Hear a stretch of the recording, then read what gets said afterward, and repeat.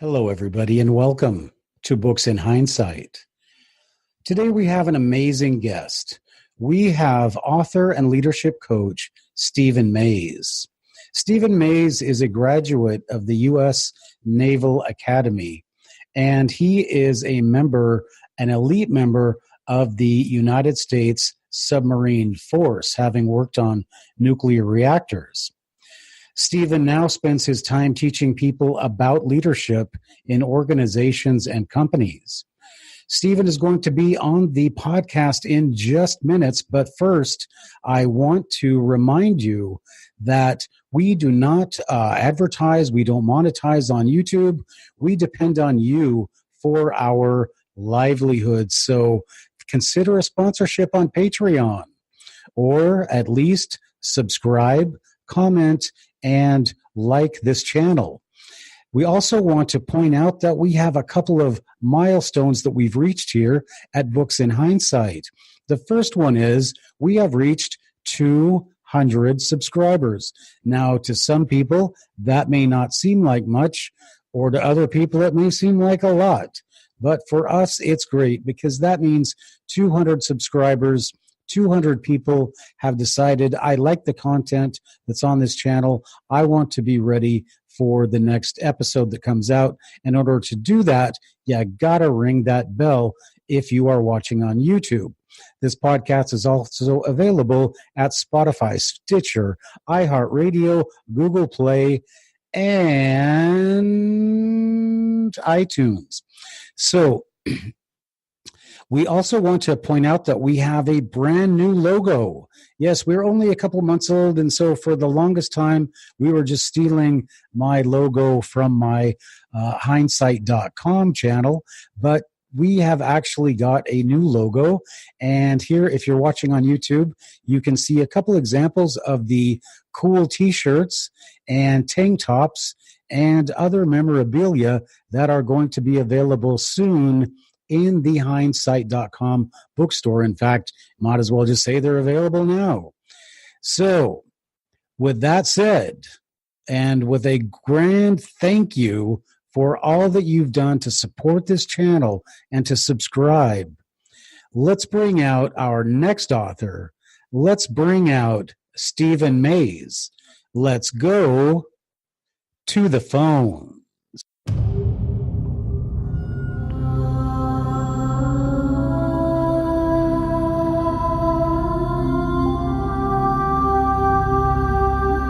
Welcome to Books in Hindsight, the only podcast where hindsight is always 2020.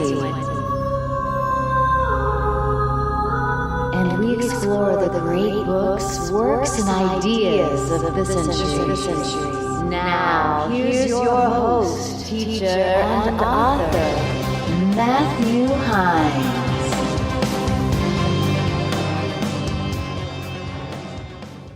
Hello, everybody, and welcome back to Books in Hindsight. As I promised you, I have Stephen Mayes with us today, and he has such an amazing story.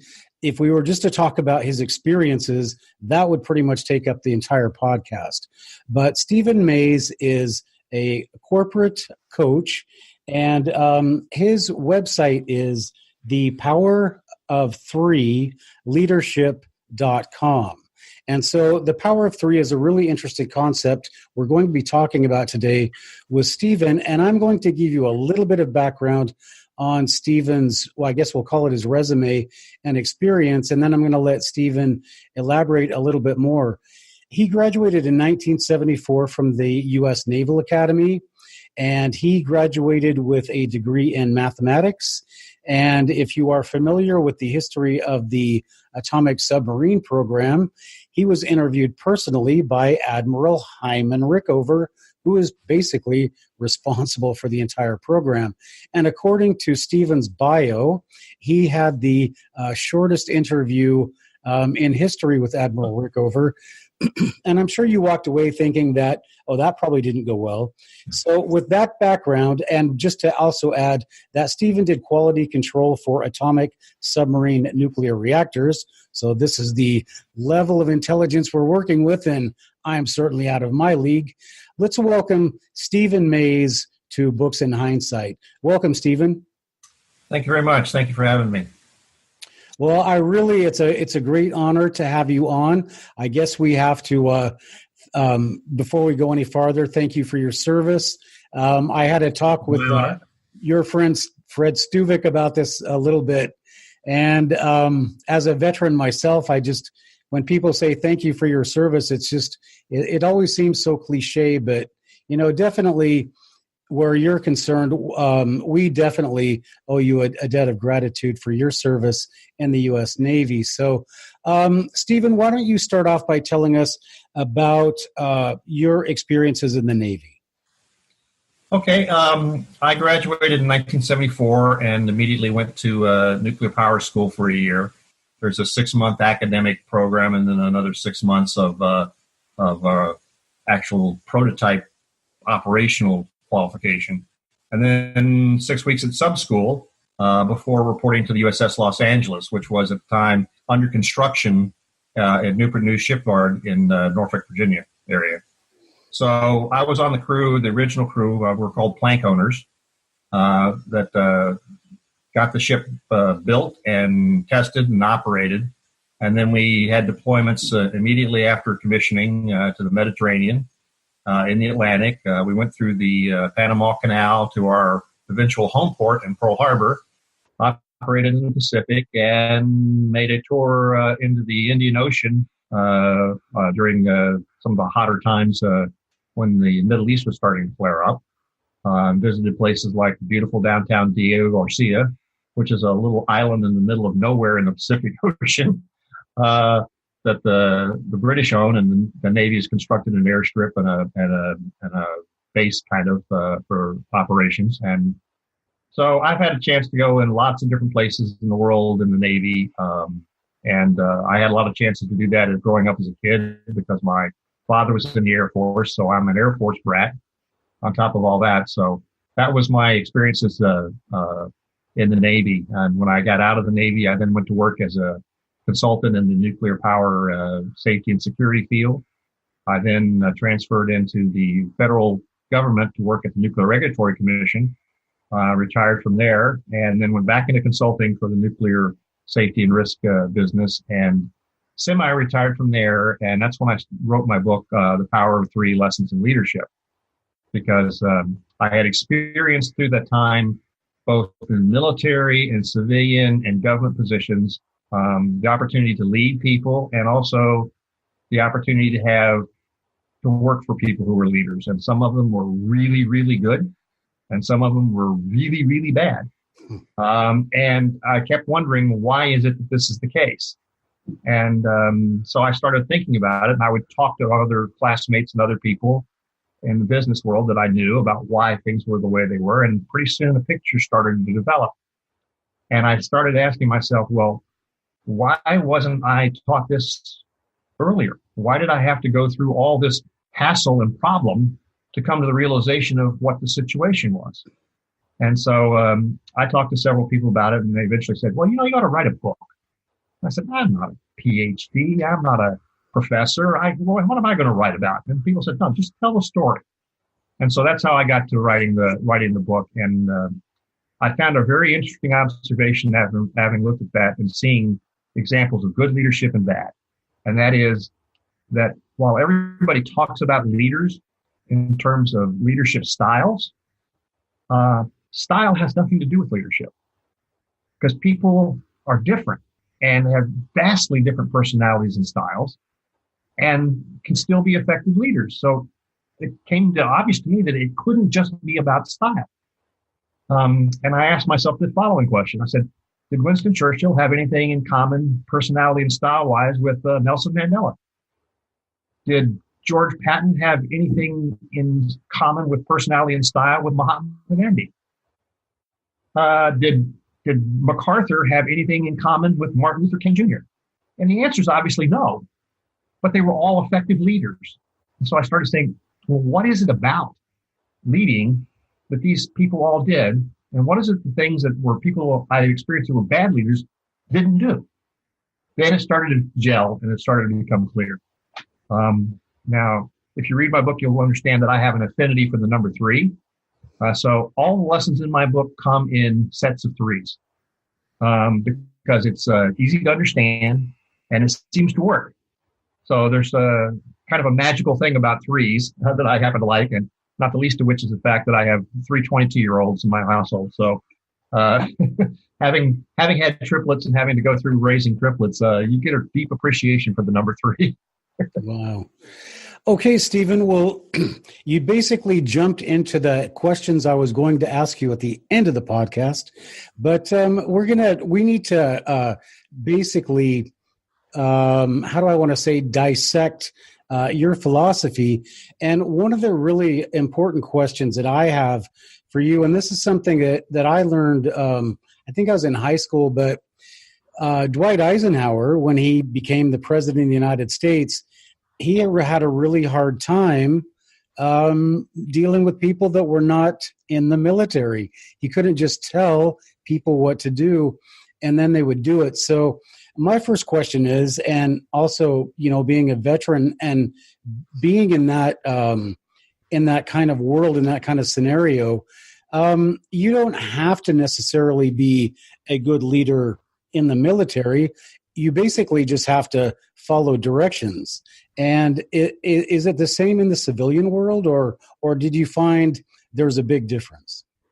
Actually, it's not as much difference as you might think. The military has a more severe consequences for not following direction. If, to quote a line from the movie A Few Good Men, we follow orders or people die. It's that simple. And in the civilian world, it's not like that. If you don't follow the orders, then maybe your business suffers, or somebody doesn't get a promotion, or somebody else beats you to a product into the market, or something else like that. But so the consequences are usually not nearly as severe. But the actual actions and the things that cause people to want to follow a leader are the same. And there's a difference between power and authority and leadership. Power is about having the ability to control somebody or something. Leadership is about influencing people. So leadership doesn't define power, but it defines how power should be used. And that's the key, I think, for the differences between military and civilian and government, government employee type of situations. But in all the cases, it's about the same thing. It's about getting people involved so that they want to do something together that's bigger and better than they can do themselves. And that's what real leadership is really about. So, yeah, in the military, you get to just say, do this, and then people have to follow. That's a requirement. But the bad leaders who do the things that in the military, there was a term in the military for people who were really bad about that stuff. And the term was FRAG. Yeah. Yes, I remember that. I remember the term well. We would do not live fires, those exercises where everybody's got the electronic equipment on, and so if somebody shoots you, your buzzer goes off. Mm-hmm. Our lieutenants always went off as soon as things got started, and it was just kind of a joke, but this is something that I had talked about before. So if anybody had listened to my podcast with our other Naval Academy graduate, Fred Stuvik, I was so impressed with West Pointers, right? And I just want to hear your opinion. And I know being a graduate of Annapolis, you're going to be a little bit prejudiced, but I thought the West Pointers were such great officers because they had nothing to prove and they really cared about the men. That's all they cared about. They just wanted to make sure that their men were happy. And so did you find this, is this an element of great leadership? Did you find people from Annapolis had, a little bit more respect than just maybe your ROTC or your 90. I don't know if you have 90-day wonders, but did you find Annapolis graduates get a little bit more respect? I think the Annapolis graduates had, I think going in initially, what they had is higher expectations. I think that's a more accurate description of what happened. People expected more from them. And to the extent that they delivered, that cemented a reputation. There were people that didn't do too well, and there were people that did remarkably well. And so the issue there was it gave a sense of purpose and a sense of expectation among the enlisted people as to how they expected you to behave. And if you lived up to that, then you were well respected. If you didn't live up to it, well, you dropped even further because you had a further place to fall from. So I think that's a consequence of tradition and things like that. There's an example I give in my book about a guy who graduated from West Point the same time as I graduated from Annapolis. As an example of a leader who failed catastrophically. And we can get into this when we talk about the foundation part of the thing. The foundation for everybody has to have a foundation to build anything, whether it's a building, whether it's a career, or whether it's an idea, or whether it's a following. And in that foundation, you have three things: honesty, courage, and talent. Now, honesty I define as being the ability to see the world and your situation in it the way that it is. Not the way you want it to be, not the way that it could be, not the way that you think it should be, but the way that it is. To be brutally honest with yourself about where you are, what's going on, and have that capability to understand that. Now, I'll give you this challenge that I've given it to everybody I've talked to about leadership. I want you to think of the biggest failure you had in your life. And I don't want to know what it is. I just want you to think about it. And then I want you to answer this question. Was your biggest failure in your life because of a lack of talent? Or was the biggest failure in your life having to do with honesty, or the courage to do the right thing, or the ability to do the right thing? And everybody I talk to about this says, no, I don't think my biggest failures were due to lack of talent. But talent is what we spend all our time on. Everybody in high school, everybody in college, everybody in the first part of their jobs is learning to qualify and get your wings, get your dolphins, get your jump wings, get your, for the Army, combat infantry badge, all those things. You're always trying to improve your skills, your talent. But that's not where leadership typically fails badly. And the gentleman I'm referring to, who graduated the same day I did up on the plains of West Point, was widely respected as the greatest strategic and tactical military leader of our time, and talked about in the same vein as Eisenhower and Patton and MacArthur.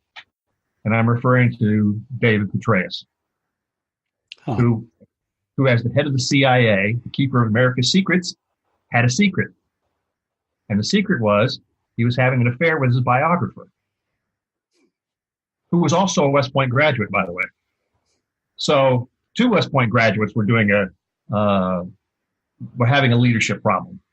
And he had to resign from the CIA, and he had to deal with the impacts on his family and his reputation.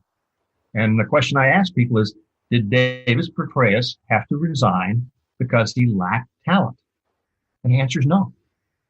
I give the example that did Richard Nixon have to resign the presidency rather than get impeached over Watergate because he lacked talent? No.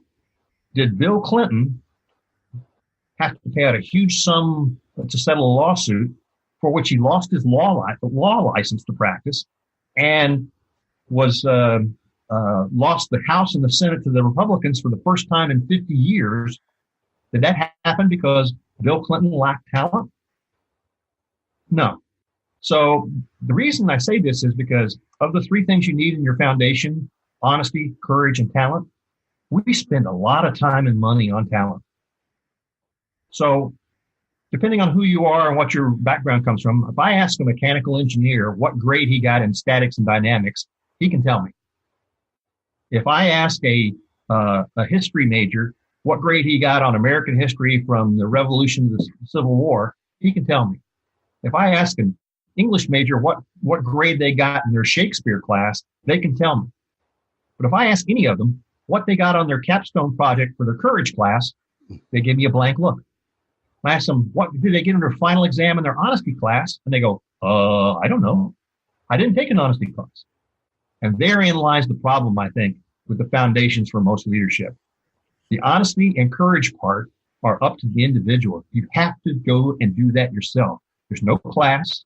There's no instruction. There's no manual. There's no thing out there that says you're doing a great job in this area. You have to be able to take that on yourself. And if you're not having the humility to take that on yourself and be honest with yourself and courageous enough to do what you need to do, then all the talent in the world is not going to save you from a catastrophic failure.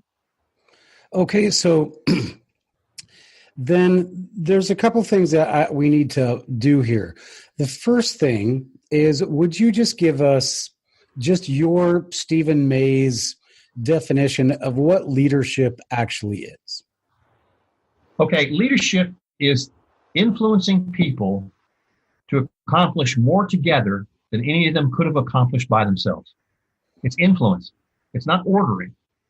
It's getting people to be willing to do things together that is more than they could have ever done by themselves. That's the essence of it in a nutshell.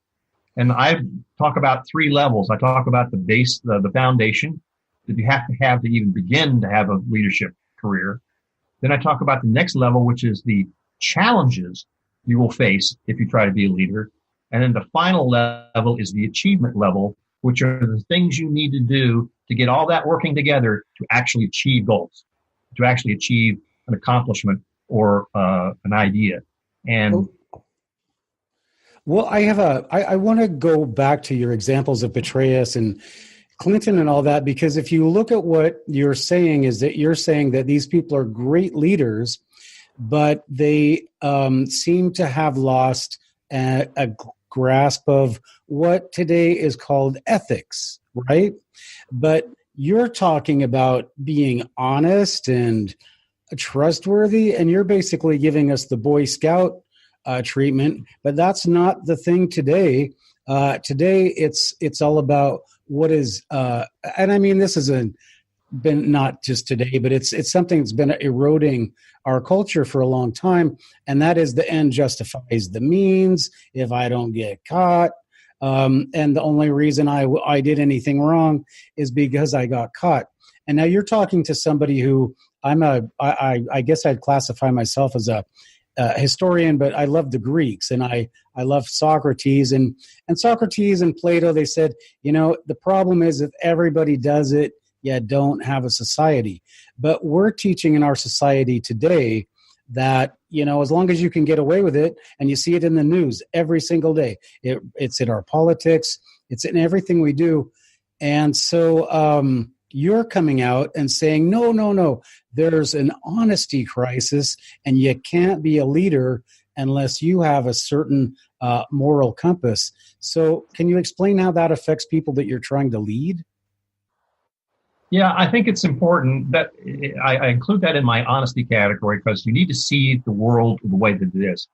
A gentleman who wrote a book years ago, Scott Peck, wrote a book called The Road Less Traveled. It has a great opening line. Life is difficult. That's his opening line of the book. But he talks about everybody as they grow has a map, and that map represents everything they know about themselves and the world in which they operate. And the more complete and more honest that map is, the better your chances of being able to make good decisions. So in the case of we were talking about now, people were not honest. They thought, I can do this. There's no problem with me doing this. Or as long as I don't get caught, I can do this. Well, I'm also a mathematician by trade, and probability theory is one of my areas where I work a lot in. And the first law of probability is that anything that can happen will happen if it gets enough chances. So if you think you can go around and do whatever you want to do and never get held accountable for what you do, even though you know it's not the right thing to do, then you're not being honest with yourself. You're fooling yourself. And eventually when you do get caught, you go, well, isn't it terrible? So-and-so over there did the same thing and they didn't get caught. Well, sorry. If you're a leader, you have to take responsibility for your own actions, as well as the actions of other people. And that willingness to be honest with yourself and to have the courage, which I define as overcoming fear, to do something for somebody else without regard to the cost to yourself. If you have those two characteristics as the foundation of your leadership that you're going to exhibit, then you have less problems with those ethical things because you're being honest about what it is you're doing, why it's good or bad, and whether or not you should do it. And you're right. It is an ethics and a cultural thing that's going on. We have a horrible mess right now here in the state of Virginia where I live with our governor, our lieutenant governor, and our attorney general. You can't make this stuff up. But it looks like hillbilly heaven. It's like I said, anything that can happen will happen if you give it enough chances. Now, there are probably a lot of people who did similar things that haven't been found out or aren't in the public eye, and they may never affect them the rest of their life. But that's a chance you take. You can do all the right things from a probability standpoint and still have the wrong outcome occur. And you can do none of the right things from a probability standpoint, and maybe you'll still be golden. But if you're dealing with probabilities, it's just a matter of time before it catches up to you. I have a story in the book about a manager who was being canned. And this new guy came in and says, is there anything you can teach me about, that I need to know? And he said, yes. He says, there are 3 things you need to know. I would put them in envelopes, 1, 2, and 3, and they're in the third drawer of your desk. When you come to your first crisis, pull out envelope number 1 and read and do exactly what's on the card. There are only 3 words on the card. So the new manager comes in and feels kind of bad because the old guy was pretty good. And he comes in and his first crisis comes up because the boss calls him into the office to discuss something. And he goes, I pulls out envelope number 1. He opens it up and it says, open the card and he says, blame your predecessor. So he goes in and says, it's not my fault. He did it. I need to fix it. I need time to fix all this stuff. Okay, he's off the hook for a little while. Then the next crisis comes up. And so he goes in, he pulls envelope number 2 out, and he opens it up and it says, reorganize your unit. So he goes into the boss and says, now I know what's wrong. We need to reorganize so we can do better, blah, blah, blah. And he gets off the hook again. Then finally the boss calls him in for another meeting. He reaches into the envelope, he pulls out envelope number 3, he opens up the card, and he almost passes out. Because the 3 words on the card are, prepare 3 envelopes. Now, there are people in the military, especially where you have an up and out kind of situation, who go along smooth as can be because they always get out or move along before they get to the 3rd envelope. So, but eventually, as the probability is, the time will come where you have to open the 3rd envelope and then you're stuck. So when people are honest with themselves and they're honest about their situation, they see the world the way that it is, they know whether what they're doing is right or wrong. They don't need me or anybody else to tell them that. They know that themselves. Mm-hmm. And when they choose not to do that, then they have chosen not to be honest with themselves about what the situation is. And the result of that is a little piece of their base, of their foundation starts to crumble away. And if enough of these pieces of their foundation crumble away, their leadership will fail. Because you can't build a house on shifting sands. Right. Now, I want to ask you this. This is just maybe out there. Maybe you have an answer to this and maybe you don't. But I was raised, in a very moral, went to church every Sunday and basically was raised knowing the difference between good and evil. And when I did something or do something or think about doing something that I shouldn't do, I know that there is a consequence, but I just wonder if you have seen, like with the way that people are brought up now, they're brought up away from religion, and they're not really taught the difference between right and wrong. And do you think that if you do something wrong, that psychologically there's just a negative something in you, because you're talking about kind of a foundation. Does that affect your foundation? And depending on the person, because there are just antisocial types out there, but a normal person, that is going to eventually be a negative that is going to cost you something. Do you agree with that? The psychologist term for that, when you're doing something that violates your own internal moral code, it has both a psychological and a physical impact on your body. And that process where you're not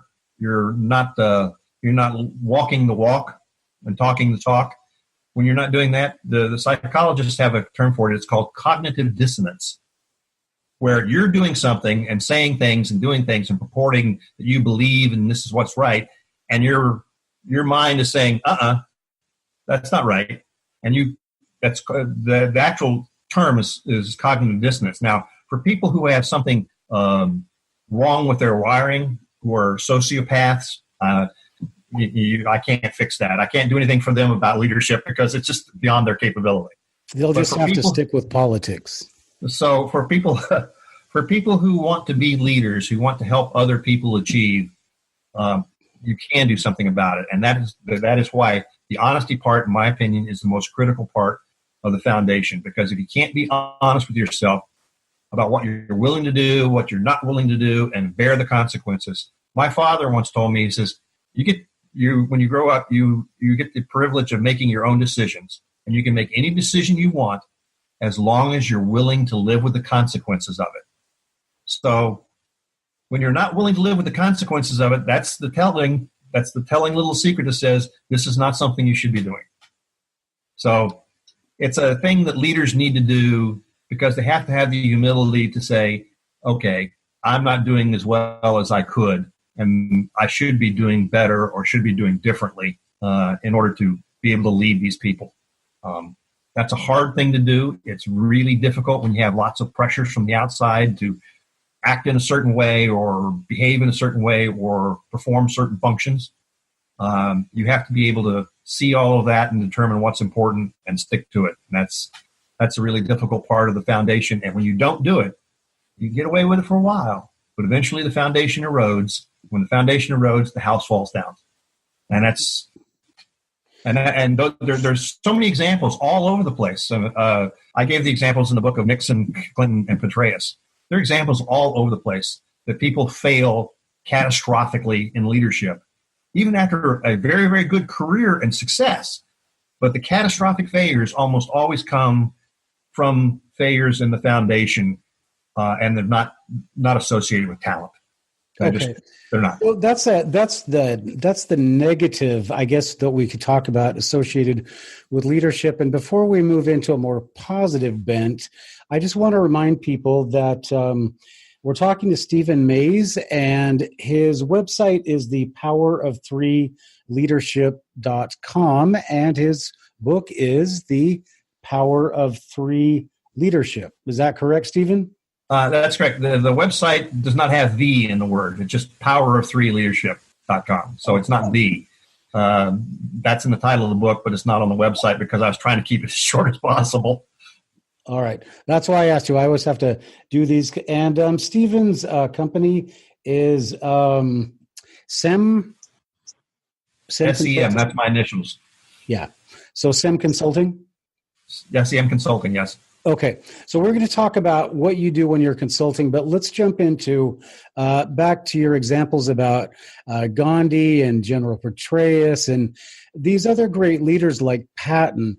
And what it seems to me like you talked about that they're all different people, but there was one thing it seems like they have in common, and that is an uncanny, and you can look at Steve Jobs, Bill Gates.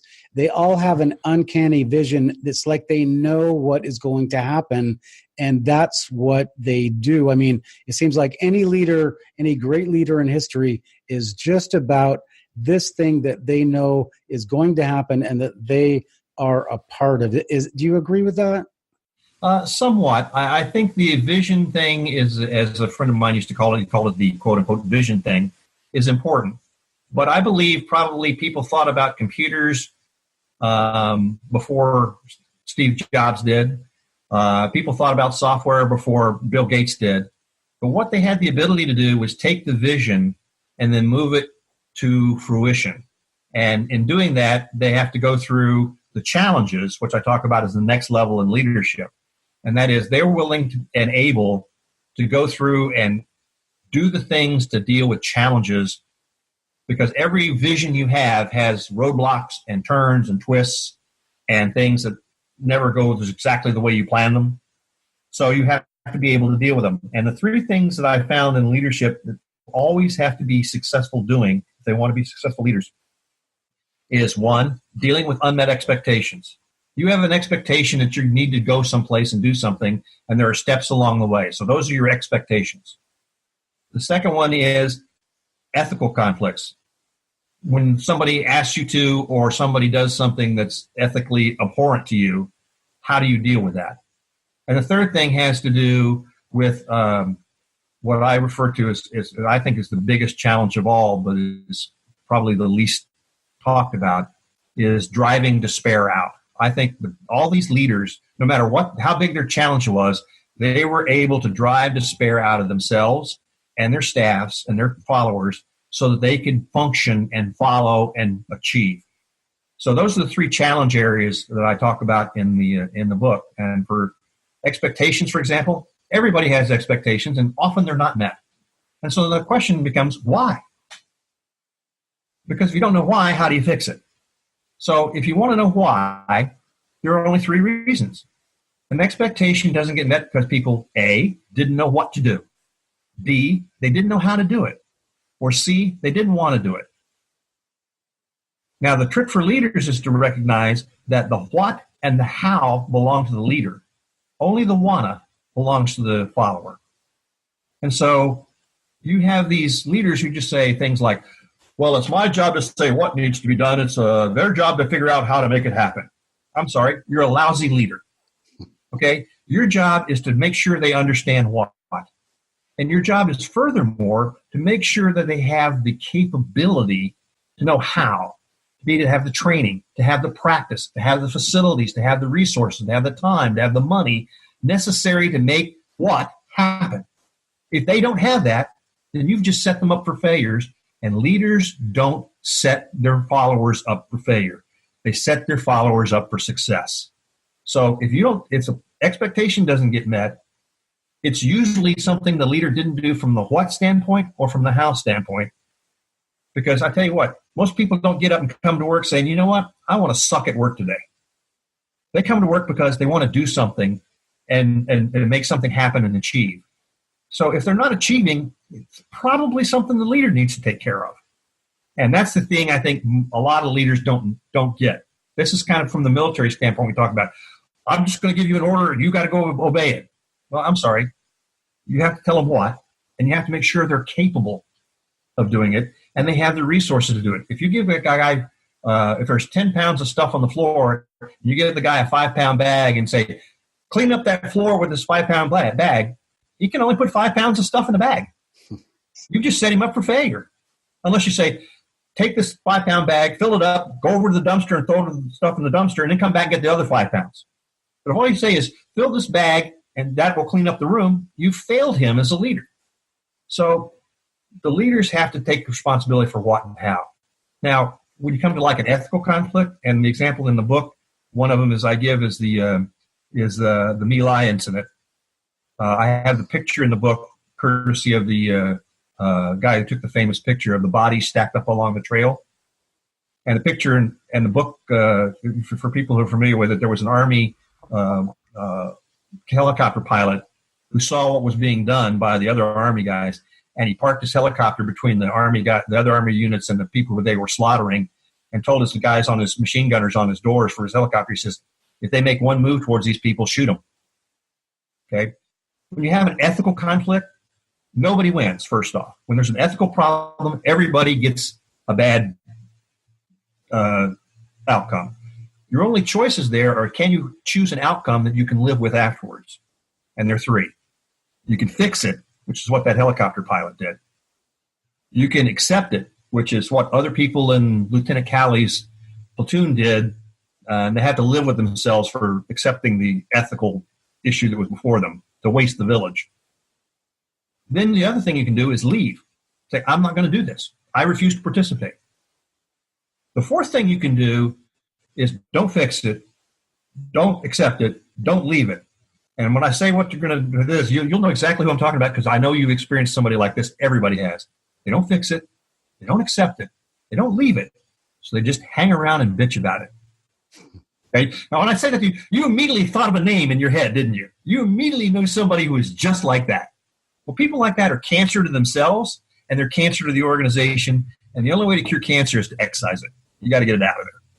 So when you have ethical problems, the issue is often everybody's going to be stained by that for a long time. It's going to affect you.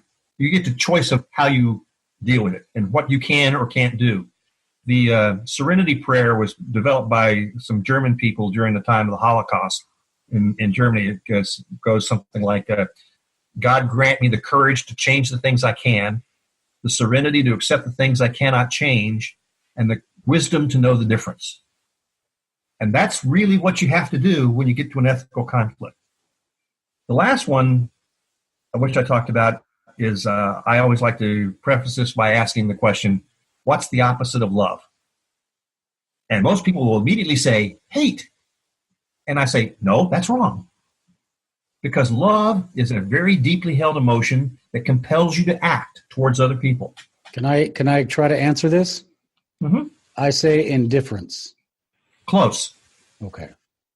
Hate is also a deeply held emotion that forces you, compels you to act towards others. The difference is one is to help them, well, the other one's to hurt them. So the consequences are different, but the action is the same. So what's the opposite of a deeply held emotion that compels you to act towards others? Well, it's a deeply held emotion or a deeply felt sense that prevents you from acting. It prevents you from acting towards others for their benefit or their detriment. And that's called despair. And that, I think, is one of the biggest problems leaders have to face, because awful, terrible things can happen to you in your life. I mean, you might lose a child. You might have your wife be in a terrible auto crash. You might lose somebody very, very close to you, and you're just, oh my God, you just don't want to take another step because it hurts so much. You're in despair. You can't be a leader if you're in despair. You have got to actively fight despair to be a leader. Then you have to go into your group and you have to actively try to drive despair out of your group, which means you got to know whether or not somebody's in trouble. You got to be able to see when somebody is in despair. You have to be able to act to try to get them out of despair so they can function again towards other people to accomplish a goal to some benefit. So despair is actually the opposite of love. And a critical part of challenge for every leader is to drive despair out wherever you find it. Just drive it out of yourself, and drive it out of your organization, and drive it out of people's lives. I once had a guy call me up at 2:30 in the morning when I was a junior officer, and my wife handed me the phone and said, "It's for you." And I said, "Hello?" I said, "Mr. Mays?" I said, "Yeah." He said, "I'm going to shoot my wife." Well, I tell you what, nothing will wake you up faster than that in the middle of the night. Here was a guy who was in utter despair. I had to help this guy.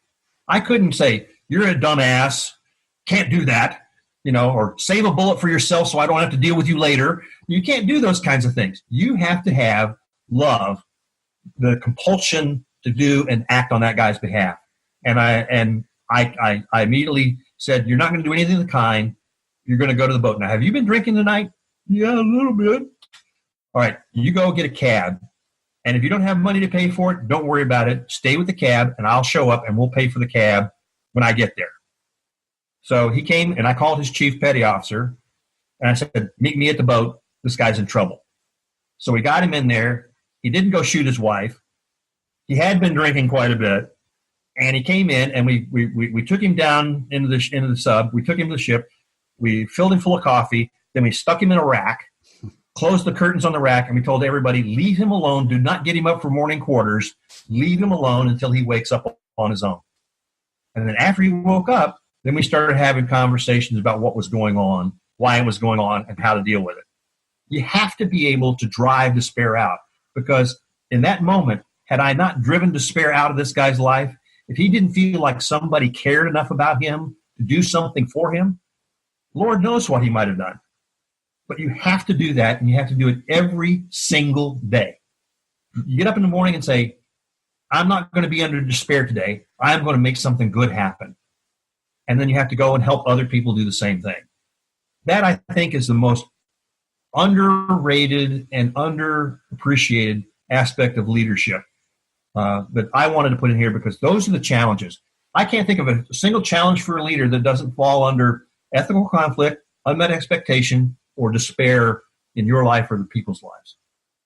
Every challenge I've ever seen falls into one of those three categories. And so that one, I think, is critical, is driving despair out, because you talked about caring about their men, wanting to make sure they were okay. That's where that comes from. If you care about people and you want to see them succeed, even the people who are the biggest pain in the rear end, you'll go out and try to find a way to figure out why they're a pain in the rear end and what you can do to make them not feel like being a pain in the rear end anymore, and make them capable of acting with others and performing better, because that's really what a leader does, is in those three things. So those are the challenges that you get forced to do. If you can successfully navigate that, you can go to the top of the pinnacle for achievement. And I use an acronym for achievement called AID, A-I-D. You assist, you inspire, and you depend. Those are the three things that leaders actually do in order to improve performance and accomplish things. You help people out, you give them a reason to want to do it, you inspire them, and you depend on them. It means you can't do it all yourself. If you could do it all yourself, what would you need them for? So you have to depend on other people. And that depend area is, I think, probably the biggest area in the achievement that gets underappreciated. Okay, so you get credit. You get credit when their success occurs, even if you weren't the one doing all the successful stuff as a leader. You get the credit, but you also get the blame, even if you didn't cause the thing to happen. And if you're not ready to take both the credit and the blame, you're not ready to be a leader. So you have to be able to say, when things go wrong, hey, I'm the guy who was in charge. It's on me to get it right. I'm going to go fix this. If you're not willing to do that, if you're going to be one of those, I take full responsibility for this, but, and you dot off on all the reasons why it's really not your fault, then you're not a leader. You're just making excuses for yourself. Okay, so Stephen, when people hire you as a consultant, and we've talked about ethics, and now we've talked about basically being kind of a coach, a supporting element to the people who work for you, is this just something that people look at you and say, I've never even heard of this before? Is this a surprise to a lot of people? So far, the people I've been in contact with, it's not so much a surprise. It's more like, it's like I never thought about it that way before. So when I go in to talk to people, if I'm trying to do an individual coaching thing, I go and I ask them, I said, describe for me your leadership philosophy. And people get a little nervous when I say that. They talk kind of in big generalities and grandiose topics and stuff. And so then I say, well, okay, can you draw me a picture of it? Okay. And that's when you know that they haven't really thought about it in depth. They don't have a map that they're following for their leadership. They have a cup that says, I'm the boss. Right. That coffee cup. So that should be enough. Well, unfortunately it's not. And then the next question I ask them after that is, I ask them, if I were to ask your followers what your leadership philosophy is, what would they say? And my feeling is, if you have a leadership philosophy and you haven't shared it with them so that they know what to expect from you and they can hold you accountable for whether or not you're doing what you say your philosophy is, then you have expectations that are going to get missed a lot. So you need to share those things with people so that you are accountable for what your actions are, and people will understand why you're doing the things you're doing, so they won't have expectations of you that are out of line with what to expect. So I think that's the key thing. I primarily am interested in getting involved with teaching people who want to be leaders while they're still younger, because I think we do a disservice to a lot of people when we find somebody who's really talented at something and really good at something, and they say, okay, you're really good at this. We want you now to be the leader of the group. And the guy goes, huh? Well, if you've taken that long in your career to get really, really talented and be noticed, and you haven't had any training and any philosophy, and you haven't had any experience with trying to be a leader, that's a hard shift for people to make. So I think it's important to take people in high school and colleges and the beginning of their careers and talk about leadership, as well as the people at the top, because everybody can benefit from it. But if you don't start at the bottom, it's a very, very hard thing to do. I give this example to people, and they're shocked. When I was at the Naval Academy, do you know how many formal leadership classes I took when I was at the Naval Academy? None. 0. None. It was one of those things you were expected to pick up kind of by osmosis through observation and experience. And the only thing I come to the conclusion about that was, why? Why didn't somebody help me out? I'm happy to say that I've talked to the people who run the Stockdale Center for Ethical Leadership at Naval Academy, and they have instituted every year there's a formal leadership class that everybody has to take. And they also have a senior capstone project that they have to participate in. So I'm glad that they've improved that situation since I was there. But it's indicative of the problems we have in lots of other places where leadership is needed and is critical to success, but we don't invest the time and energy in teaching and assisting and helping people be better leaders. We're more worried about whether or not they're better producers. That's different. Well, Stephen, isn't that kind of a cultural thing? And I think that example of the Naval Academy is really good, is that, yeah, you never took a leadership class because in the Naval Academy, they want to make sure you're going to follow orders. You will learn how to lead once you learn how to follow. And that was the thing that they told us in the Army as well. And I was just a, grunt. I was an officer. And it was just that, well, you learn how to follow, and then you learn how to lead. And it always seemed to me that, but it just boils down to the same thing. That the leader, the guys that we liked, the leaders that we liked, were the best ones were the West Pointers. The worst ones were the 90-day wonders, because they had so much to prove, and they wanted to make sure that they were, impressing somebody at our expense all the time. So that was kind of rough. And is there an element of leadership where, and is it surprising when you tell people you've got to put your people ahead of your employees ahead of yourself? Does that surprise people? Sometimes I think it does. I think oftentimes people know that's the right thing. They have a sense that that's what they should be doing, but then they get overwhelmed with all the other things that comes upon them. And so the amount of time available for them during a day to even think and act on that is swamped out by all the other minutia of things they have to do. Yeah. And this is my feeling about the difference between leaders and managers. Managers are involved with 3 things: cost, schedule, and product definition. And that's it. They don't care about anything else. Managers, did you produce the product? Did you do it on time? And did you do it under budget? That's it. And there are a lot of people who are very successful at that, but that doesn't mean they're leaders. Now, the ones who are the best at it have that philosophy: cost, specification, and time and schedule, who can also lead. And they can do amazingly phenomenal things. But I'm sorry, if you want 9 babies, you want a baby every month, you can't take 9 women, get them pregnant in 1 month, and have a baby every 9 babies, 1 every month. It takes a certain amount of time. You can't change that. But when you, if you say to somebody, I've got $20,000 and I want a Mercedes-Benz AMG and I want it in 6 weeks. I'm sorry, you can't have that because that doesn't fit the time and the cost and the product specification. So managers have a different focus primarily than leaders do.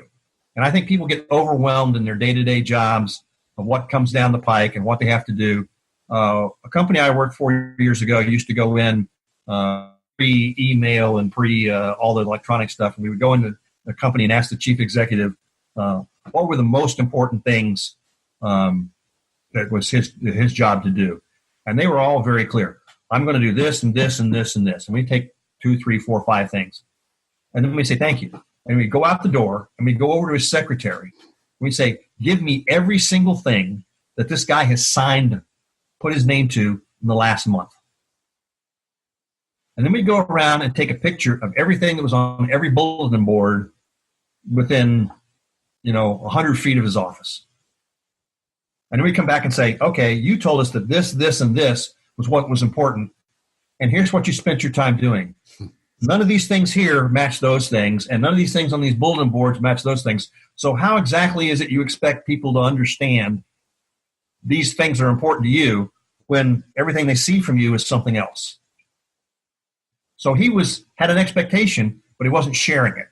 Mm-hmm. And he was surprised when his expectations weren't met. And the people who were doing business thought, well, I've got my manual, I've got my directives, I've got my procedures, I've got my boss telling me what to do. And now the boss is upset because I did what everybody told me to do. Well, why is he upset with me? I did what I was supposed to do. Well, that's the problem. So I think that's why it's important.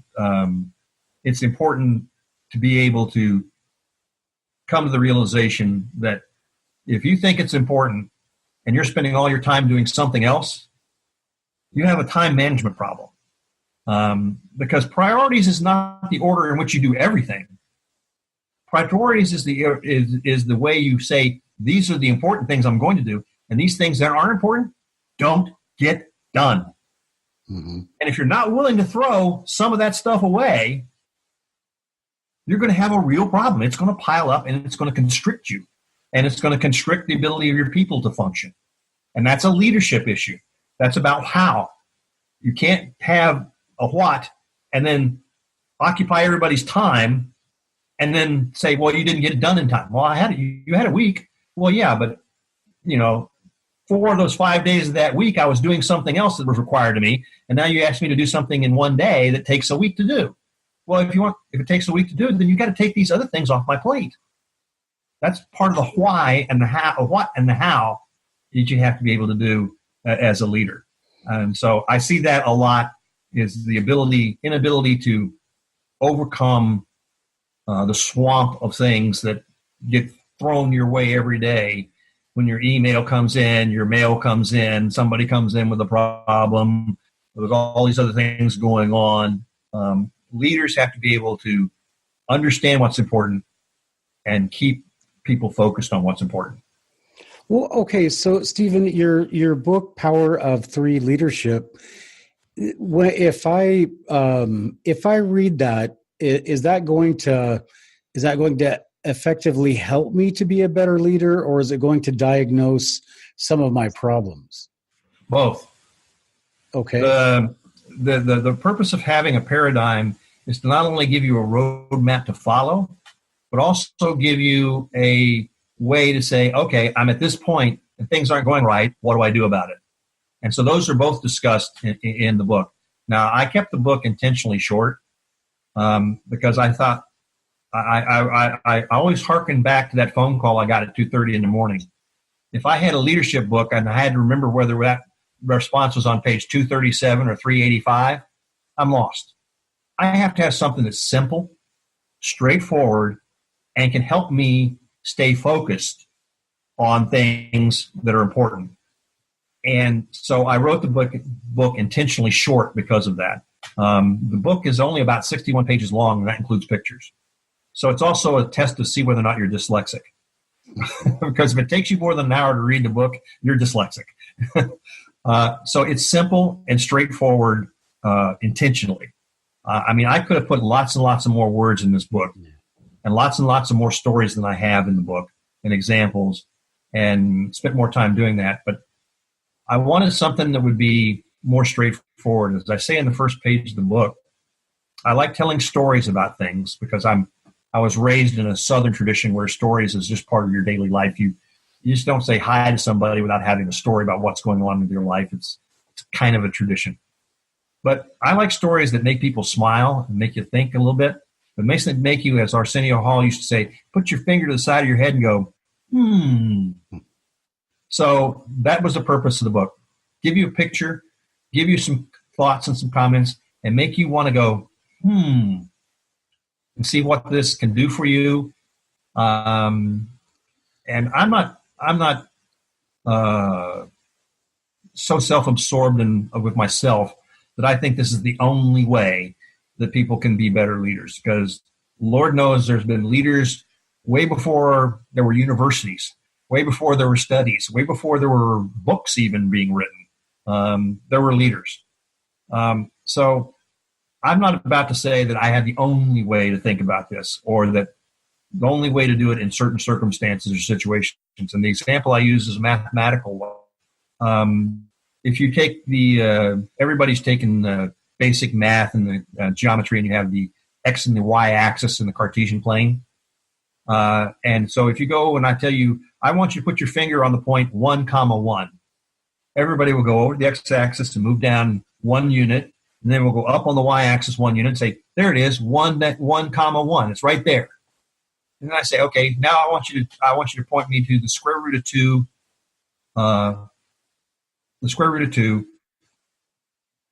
45. They go, what's that? And I go, well, that's polar coordinates. Now, you're being a mathematician, I'm very familiar with polar coordinates because they're very handy when you're dealing with vectors. But polar coordinates basically give you a magnitude and an angle. So if you were to go square root of 2 distance out on the x-axis and then rotate that 45 degrees, guess where you would be? You'd be at 1, 1. So I may be giving you 1, 1 here, but that doesn't mean that square root of 245 doesn't also get you there too. So there's other ways of looking at things. It's not necessarily the only way, but it is a sufficient way to look at it. So, it took me 2 years to pass algebra, so I don't know if you're rubbing this in or what. But so, Stephen, unfortunately, I want to keep you here, but we don't have that much time left. I want to ask you, do you think there is a crisis in leadership in America today? I'm not sure whether I'd characterize it as crisis, but I think I would say this. I believe there's a substantial improvement in leadership to be made in America today, and that doing so will provide us unbelievably great benefits. So I believe we're not nearly as capable as we could be. I don't think we're in danger of losing the entire civilization or anything like that. We're not doing too bad compared to every other culture on the face of the planet. So I don't think I would use the word crisis so much as I'd say there is a opportunity for significant improvement. And that's what I want to try to do, because people who have had to suffer through bad leadership, it's a painful thing. It's a difficult thing. Now I have 2 of my 3 children are college athletes. My wife has been a coach and a teacher for all of her career. I've been exposed to all kinds of different situations through sports as well as through work experiences, things. And I can tell you, when somebody is being a poor leader, it just stands out, and you can see it in the results. And the problem, I think, is we need to have a conversation. We need to have a framework where we can talk to people in a way that will help them understand how they can do it better, to the extent that they're willing to listen. One of the sad things about being a leadership consultant is that most of the people who are willing to listen probably don't need you as much as the people who aren't willing to listen. They're the ones that need your help the most. So it's a difficulty in the consulting business that you have to deal with. But I think we have leadership that could be so much better if we spent the time and energy to invest in it, because I think it can have rewards that are phenomenal. I mean, look at Steve Jobs. I mean, Steve Jobs had a lot of personal flaws, but he had a vision, and he got people together who had a similar vision, were able to work together to produce some amazing things. And Bill Gates the same way. As a matter of fact, the first operating system for the Mac was that Steve Jobs had in the first Mac, not the Apple II, but the Mac. The first operating system for that was written by Bill Gates at Microsoft. He actually wrote that operating system. Then they had a few, and they parted ways and all that other stuff. But I think great things can happen when people have leadership and appreciate it. We're in an age of instant gratification, which I think makes it harder for people to understand the history and what went into making things happen. And therefore, they don't have a good sense of what they need to do if that's what they want to do, is to go make things happen. I think that's a difficulty. I once taught a Sunday school class with some kids. I said, I'm going to write 3 names on the blackboard, and if you don't know who these are, I'm going to take away everything in your possession that they're responsible for you having. Is that a deal? I said, well, it depends on what the names are. So I wrote them up on the board. Bardeen, Bratton, and Shockley. They said, we don't know who those guys are. They can't be important. Said, sure, you can do that. So I walked over and I took off everybody's wristwatch, everybody's cell phone, and everybody's digital camera. He said, hey, you can't take that. I said, you don't know where these things came from. I told you I'm going to take them. He said, well, that's not right. I said, yeah, it is. I said, now, all of you know who Jay-Z's married to, but none of you know who Bratton, Bardeen, and Shockley are. They all kind of looked at me kind of funny, and I said, well, those 3 guys are the guys who got the Nobel Prize for inventing the transistor. None of these things would have existed had they not done that. And I said, you need to have an appreciation for where everything you have comes from and where you come from, so that you'll be able to move forward and understand how your actions and your performance can do good things for other people. And so it was kind of an interesting moment where they all said, geez, maybe I need to step away from my iPhone a little bit and understand where it came from. But that's the kind of things that are important. And leadership goes into that ballpark for me. I think we see leadership through history. We don't spend a lot of time thinking about it. We kind of throw the term around loosely about Washington being a leader and Lincoln being a leader. And it's a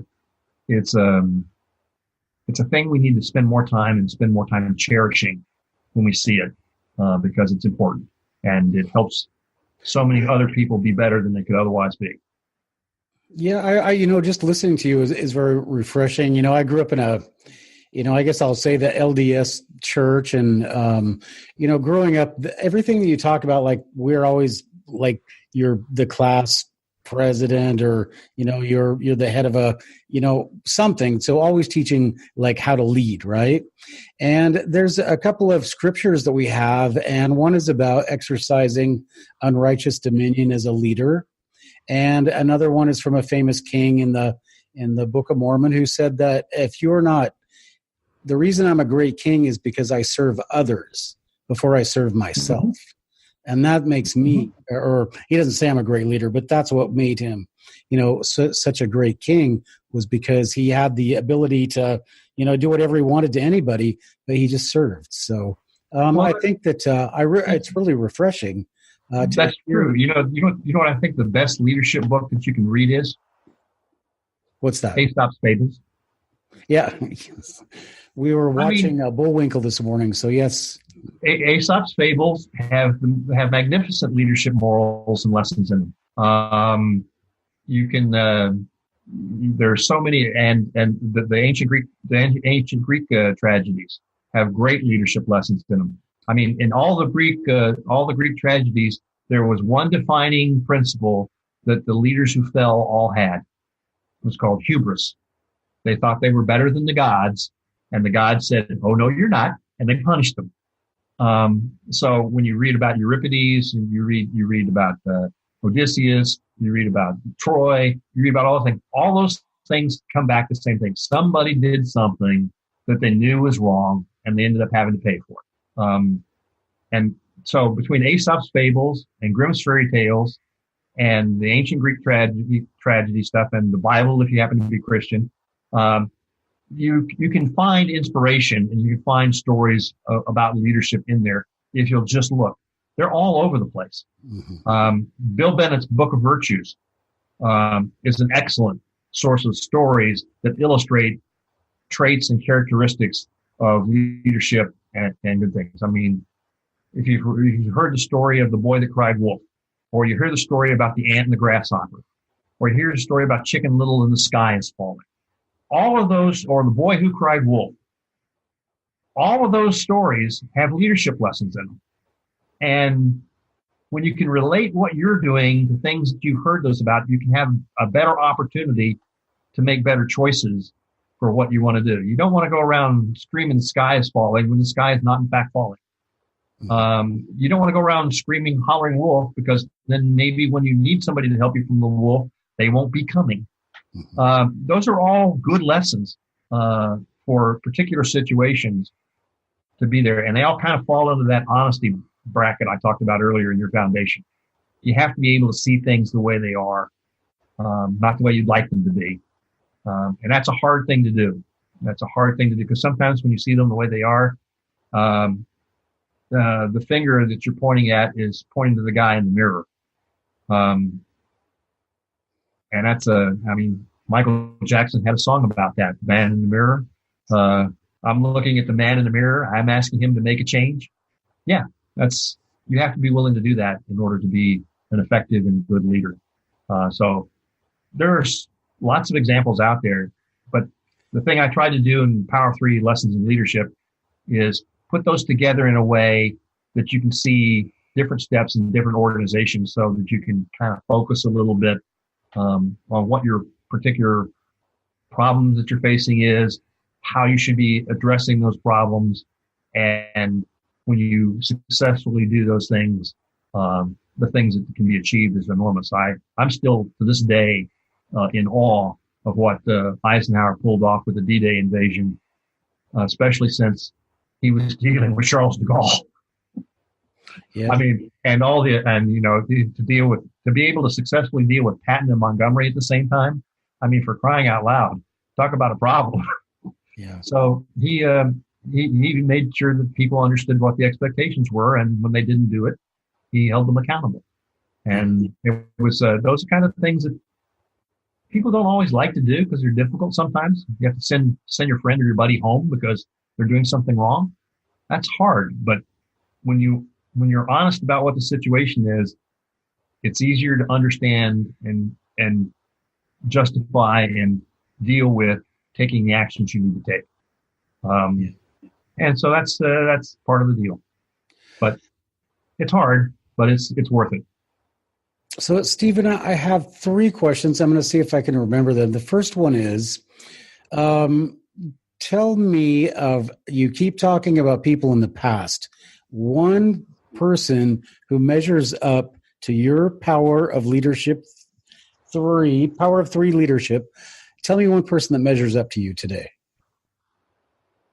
I'm going to tell you somebody that's in the book. Okay. You read the book. And I'll tell you the story. It's about my daughter. My daughter is the most empathic person I've ever met in my life. She can tell when you're feeling bad before you even know it. So here's a story about, and this is the story I use in the book to talk about what courage is. Now, people in the military have always had the idea that, I know what courage is. It's when the corporal lunges onto the grenade and saves the squad. Okay, that certainly is courage because you're overcoming fear, you're protecting somebody else, and it's costing you your life. That's kind of like the ultimate in courage. But courage happens all the time, and this is the story I put in the book about my daughter. When she was going to school, first grade, we would pack her lunch every day to go lunch to school, and it would come home every day, and she hadn't had a bite to eat out of her lunch. And so we called her teacher up and said, how come Jessica's not eating lunch? She goes, I don't know. She said, well, she says she doesn't have time. She goes, oh, she got plenty of time. So, well, could you take a look over in the lunchroom and see what's going on? So she did. And then she called us up and told us what was going on. I have to apologize in advance because every time I tell the story, I get a little choked up. So it turns out there was a kid in her class who came from a very wealthy family. The mother quit working when her son was born. And so the face this young man saw, the first face he saw every morning was mom. The person he interacted with all day long was mom. And the last person he saw before he closed his eyes at night was mom. So now he's going to school. And mom drops him off at school. Now he's like in this kind of strange world. But there's lots of kids around, so that's kind of cool. He gets to play with some other kids. And there's an authority figure in the classroom, the teacher. So that's all cool. So then comes lunchtime. And they have the kids come in. They put their little lunch boxes in the wagon. They drag the wagon over to the lunchroom where they're going to eat.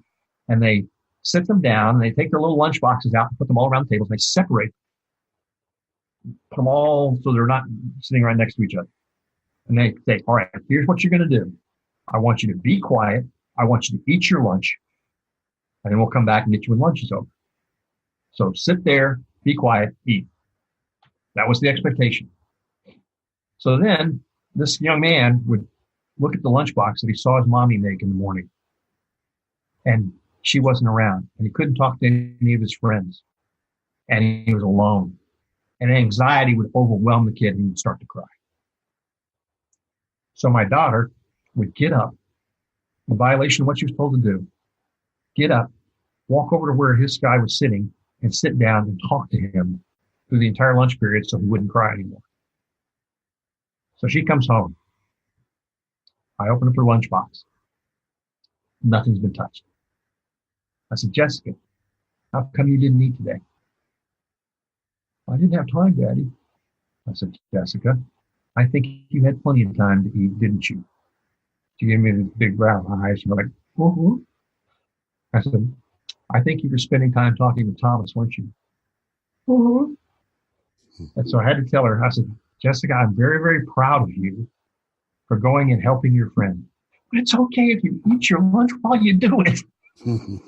So my daughter is one of my people I admire the most in present because she's grown into a wonderful young woman. And she's really got a huge heart and she cares about helping everybody else around her. She played Division I sports, field hockey at Virginia Commonwealth University. And so I'm very, very proud of the leadership that she's displayed as she's grown up.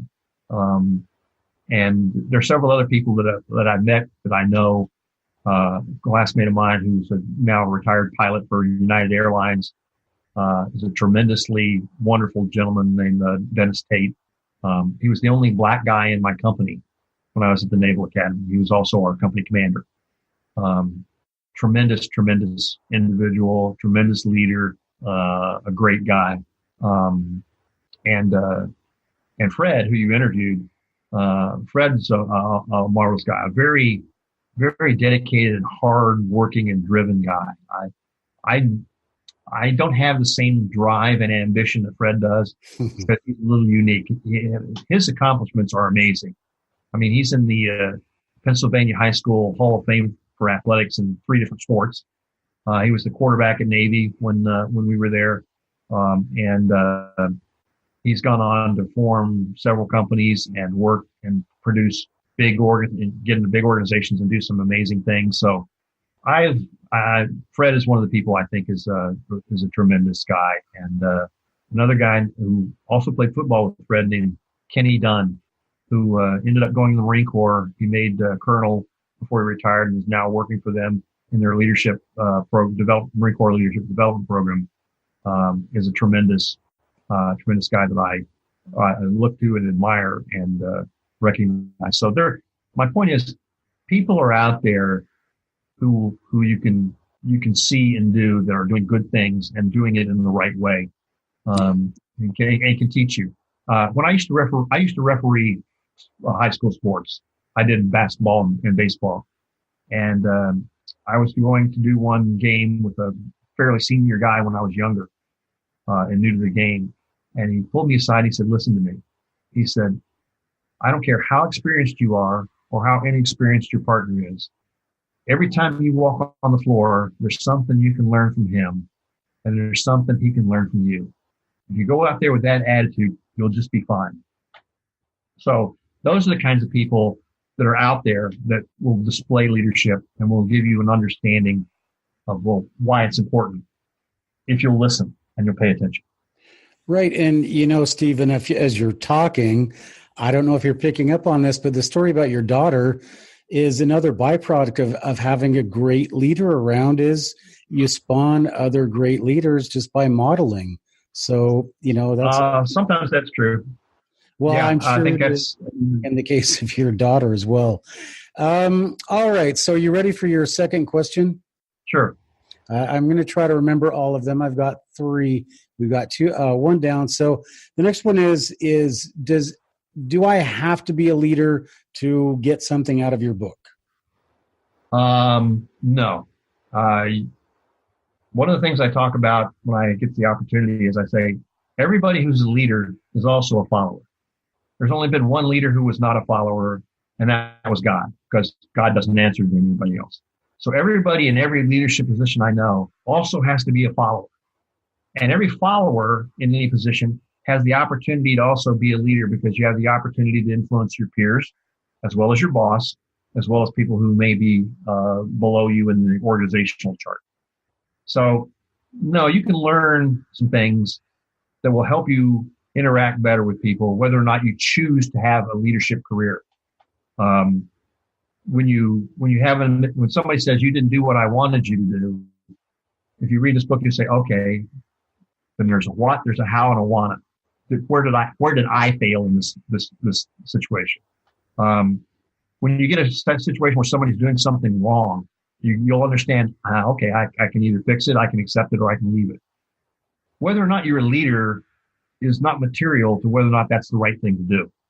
And you can get things out of it, and you can understand better what you are and how you respond to things when you take the time to look at that. So it's got some good insights for people, whether or not they want to be at the very top of the leadership and build a Fortune 500 company, or whether they want to be at some other place. There's gradations about leadership all the way through.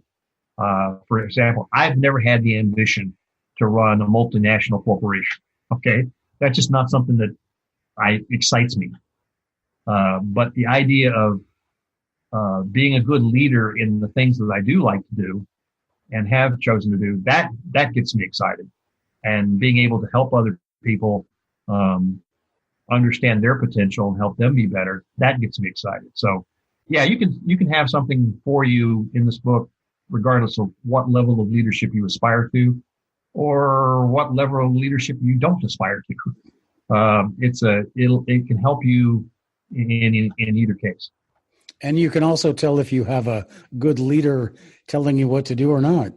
All right, you ready for number? And one of the things you have to do when you're a leader, you not only have to lead your followers, you have to lead your bosses. I remember one of the things that when I went to work in the Nuclear Regulatory Commission, for a gentleman I worked for about almost 7 or 8 years. I said, my job is to get you a bonus next year. And here's the way I'm going to help you get a bonus. So I had to do things to change the environment that was in the group that I was in, because there's some toxic things that have been going on. And so I said, I'm going to be the buffer between you and these guys so that you can be a better leader and they can be better followers. And I'm going to get you a bonus next year. And here's how we're going to do it. Well, so part of what you have to do as a leader is not only lead your followers, you need to lead your peers, and you need to lead your seniors as well, because you owe it to them to help them be better leaders. Because when you're gone or they're gone, they take with them whatever they learned. So I think it's important from that standpoint. All right. So I actually have 2 more questions. I'm just going to not count this as a question. I'm going to leave the last one. How do I, if I want to hire you as a consultant, how do I do that? You can just go on to power3leadership.com. There's a contact situation there. I explain what kinds of things I can or will do. I can do individual coaching. I can do keynote speeches. I can do group work. I can do instructions for students and things like that. My goal is to help do whatever your need is. And I have kind of a unique philosophy about that. My philosophy is that I will talk to anybody, anywhere, anytime about leadership and how to improve leadership. The only thing I require is that if it's something not near me, that you pay my way and you pay my expenses, for food and lodging and transportation. And then after I'm done, you pay me whatever you think it was worth to you.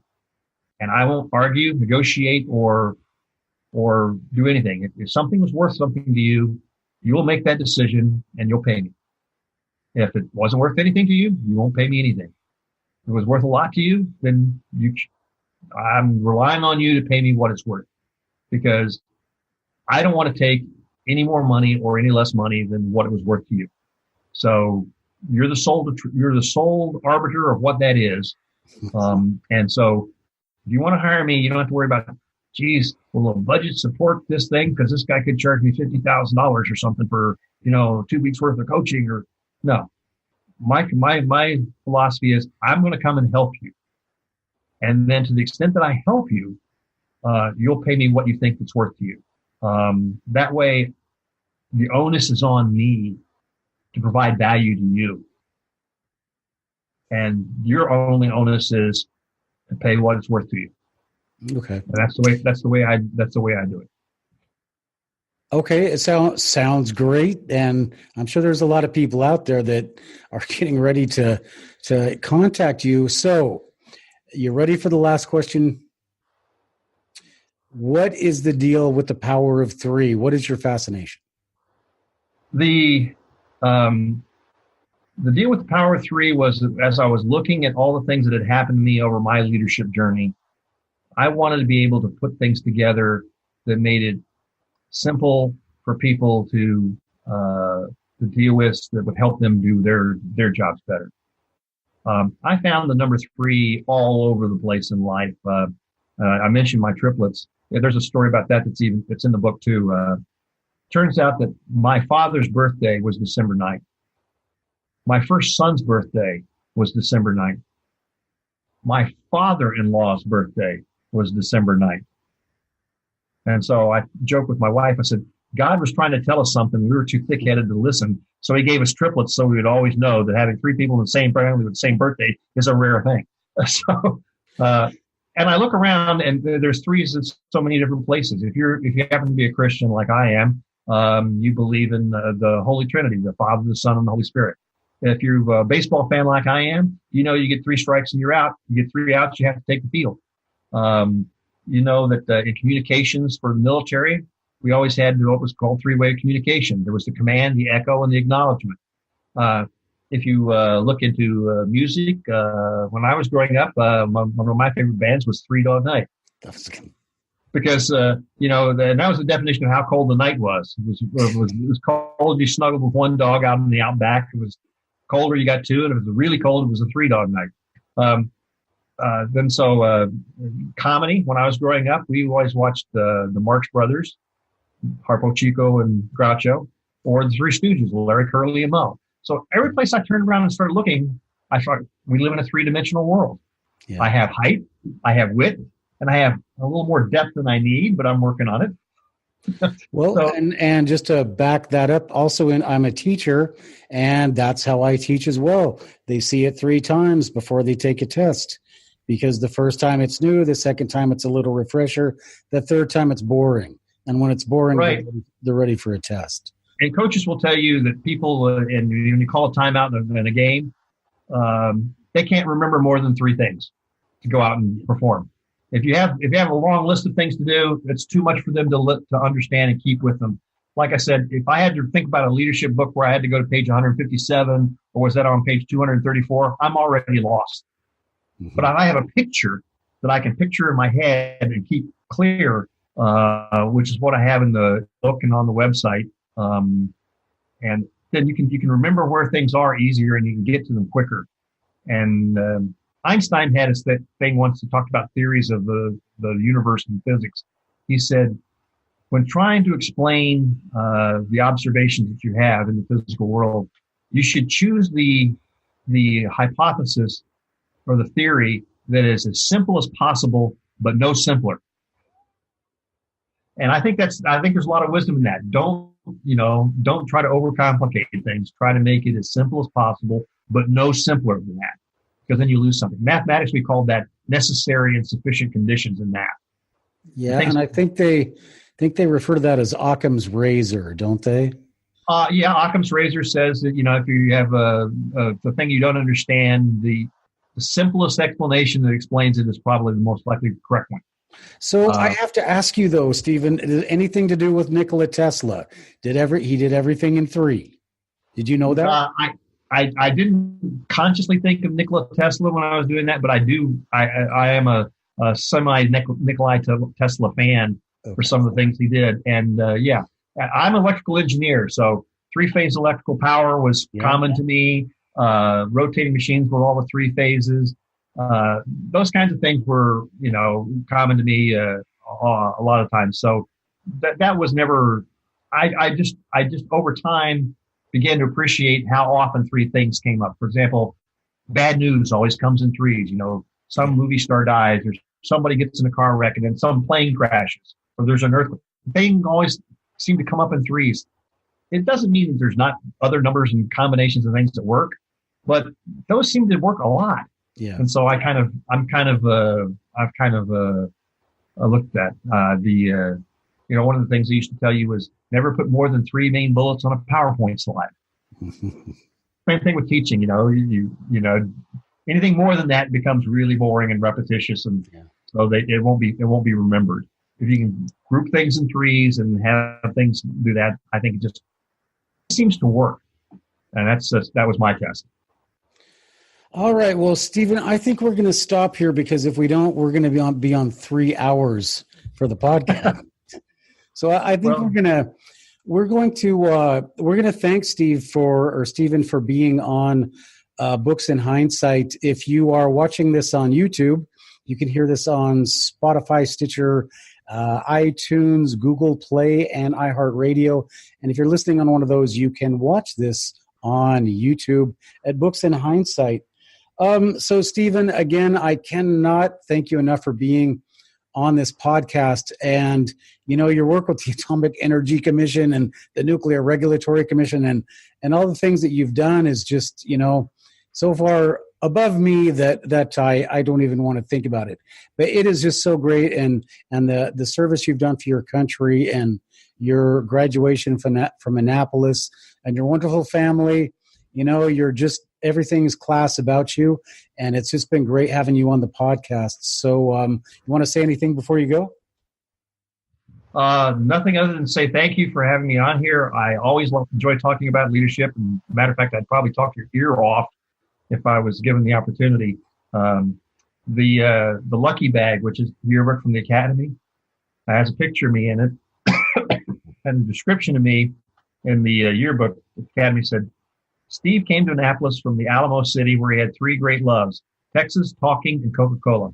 So you found out that one of them is talking. So I do talk a lot. And as I used to say down south, he just can't help it. Well, there's a difference between talking and saying something, and you're definitely saying something. So it's really been a pleasure, and it's also been quite educational. And people who are listening to this podcast are going to start to rethink about, things that they think about what leadership actually is. And I think we do have a leadership crisis in the country, and I'm really glad you wrote your book, and I'm really glad you're doing what you're doing. So, Stephen, I'm going to say goodbye to everybody. So everybody out there listening or watching on YouTube, I just want to encourage you to subscribe, sponsor us on Patreon, leave comments in the comments section if you like. And for everybody out there, no matter what you do, especially you kids, please keep on reading.